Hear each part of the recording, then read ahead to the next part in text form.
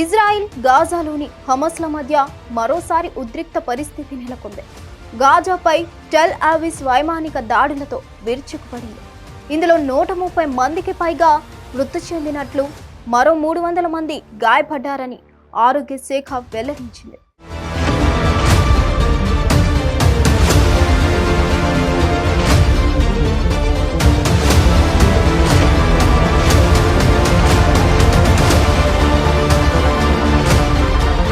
గాజాపై విస్తృత స్థాయిలో ఇజ్రాయెల్ భీకర దాడులు చేస్తుంది. సంధి చర్చలు నిలిచిపోయిన టైంలో గాజాలోని హమస్ లక్ష్యంగా ఐడిఎఫ్, ఐఎస్ఏ దాడులు చేస్తుందని ఇజ్రాయెల్ పేర్కొంది. అనంతరం ఇజ్రాయెల్ ప్రధాని నేతన్యాహు కీలక ప్రకటన చేశారు. కాల్పుల విరమణ ఒప్పందం కొనసాగింపునకు హమస్ అంగీకరించారని, కారణంగానే దాడులకు ఆదేశించినట్లు తెలిపారు. తామ బందీలను విడుదల చేయడాన్ని హమస్ పదే పదే నిరాకరిస్తుందని ఇజ్రాయెల్ ప్రధాని నేతన్యాహు తెలిపారు. అమెరికా ప్రత్యేక రాయబారి స్టీవ్ విట్కాఫ్ ప్రతిపాదించిన కాల్పుల ఒప్పందం కొనసాగింపును తిరస్కరించిందన్నారు. ఈ నేపథ్యంలోనే దాడులకు ఆదేశించినట్లు ప్రకటించారు.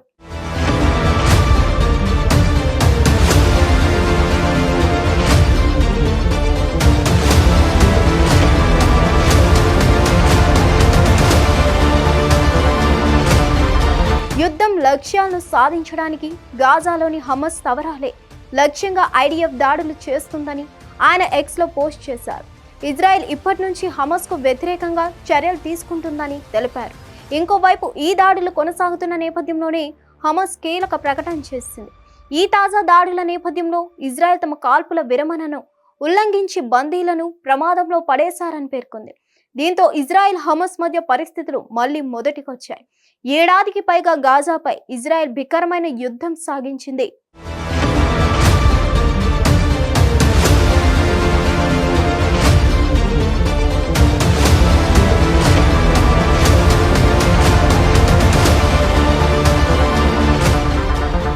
అయితే జనవరి 19న అంతర్జాతీయ మధ్యవర్తుల చర్చలతో కాల్పుల విరమణకు ఒప్పందం జరిగింది.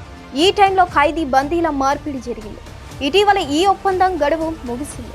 అయితే ఈ ఒప్పందాన్ని కొనసాగించాలని ఇజ్రాయెల్ కోరింది. అందుకు హమస్ ససేమిరా అంగీకరించలేదు. దీంతో పరిస్థితులు మళ్లీ మొదటికే వచ్చాయి. కాల్పుల విరమణ ముగియడంతో ఇజ్రాయెల్ దళాలు హమస్ అంతమే లక్ష్యంగా గాజాపై భీకరమైన దాడులకు పాల్పడింది. ఈ ఘటనలో 130 మంది చనిపోయారు. మృతుల సంఖ్య మరింత పెరిగే అవకాశం ఉన్నట్లు తెలుస్తోంది.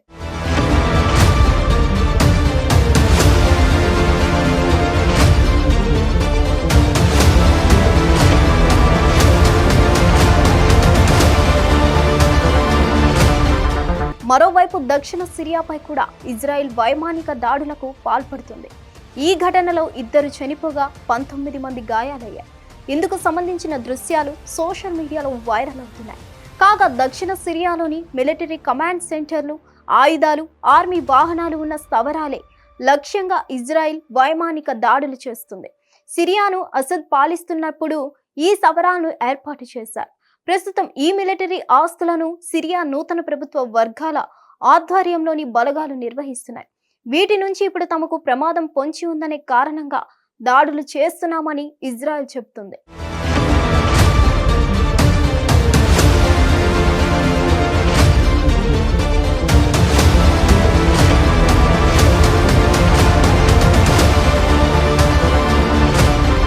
ఇక ఇజ్రాయెల్ దాడులపై అగ్రరాజ్యం అమెరికా తాజాగా స్పందించింది. గాజాపై దాడికి ముందు ఇజ్రాయెల్ తమను సంప్రదించిందని తెలిపింది.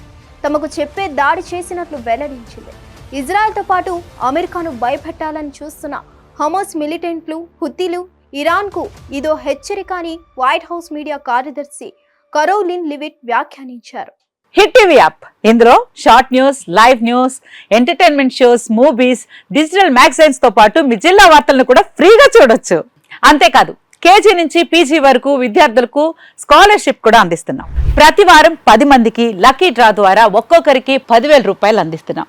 ఇంకెందుకు ఆలస్యం, వెంటనే హిట్ టీవీ యాప్ ని డౌన్లోడ్ చేసుకుని ఫ్రీగా ఎంటర్టైన్మెంట్ పొందండి. Hit TV app. Hit TV app. Please download hit TV app. Hit TV app ని ఫ్రీగా డౌన్లోడ్ చేసుకుని ఎంజాయ్ చేయండి. మీకు నచ్చిన ఎంటర్టైన్మెంట్ కోసం హిట్ టీవీ యాప్ ని ఫ్రీగా డౌన్లోడ్ చేసుకుని ఎంజాయ్ చేయండి. హిట్ టీవీ యాప్ని డౌన్లోడ్ చేసుకుని ఆస్వాదించండి, ఆశీర్వదించండి. ఇంతమంది సెలబ్రిటీలు హిట్ టీవీ యాప్ ని డౌన్లోడ్ చేసుకోండి అని చెప్తున్నారంటే ఎంత మంచి యాప్ ఆలోచించండి.